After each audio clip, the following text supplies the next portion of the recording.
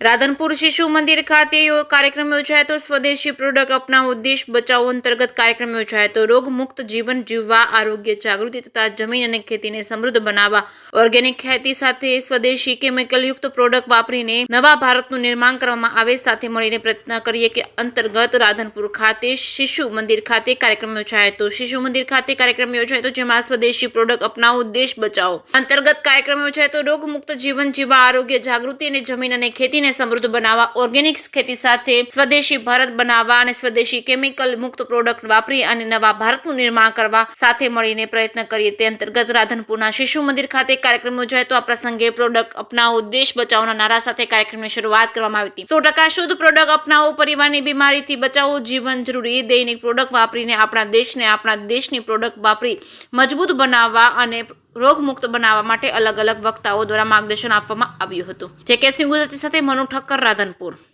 નમસ્કાર, હું દિનેશભાઈ શેલડિયા, રાજકોટ, ગુજરાતથી।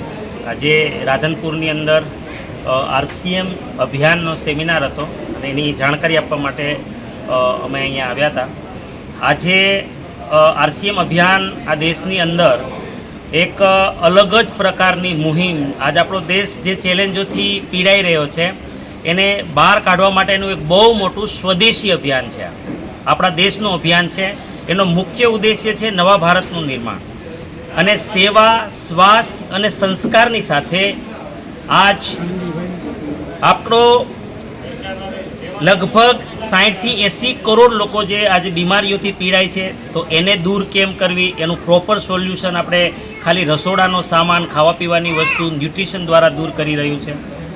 એટલું જ નહીં, સ્વાવલંબન આપણી બહુ મોટી ચેલેન્જ છે કે પર્યાપ્ત રોજગાર નથી, આપણે ત્યાં ખૂબ લોકો કર્જામાં જીવે છે।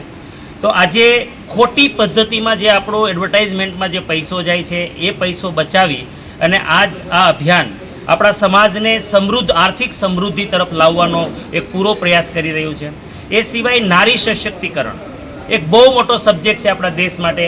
તો આપણી મહિલાઓને આજ અમારું આરસીએમ એક પ્રોપર પ્લેટફોર્મ આપે છે, એક સન્માન આપે છે, આર્થિક પગભર કરે છે અને આજ અનેક બીમારીઓથી મુક્ત થાય। અને એમાં સૌથી મોટો કોન્સેપ્ટ અમારો ચાલે છે કે મહિલાઓને મેન્સ્ટ્રુઅલ હાઇજીન એટલે કે માસિક ધર્મની જે પીડાઓ છે, તકલીફો છે, બીમારીઓ છે, એમાંથી બચાવવા માટેની જાગૃતિ અમે જોરદાર રીતે ચલાવીએ છીએ।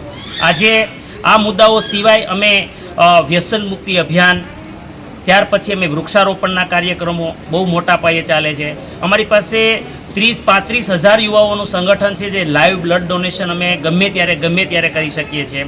આવી રીતના અમારા અનેક સેવાકીય પ્રવૃત્તિ ઉપર અમે કામ કરી રહ્યા છીએ।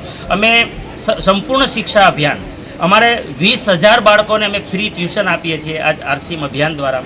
આવી નાની મોટી અનેક પ્રવૃત્તિઓ અમે કરી રહ્યા છીએ અને અમારો મુખ્ય ઉદ્દેશ્ય છે કે એવું ભારત બને જે ખુશહાલ, યહાં પર હરજન હો, સુખ શાંતિ સે પૂર્ણ જીવન હો। ખૂબ ખૂબ ધન્યવાદ।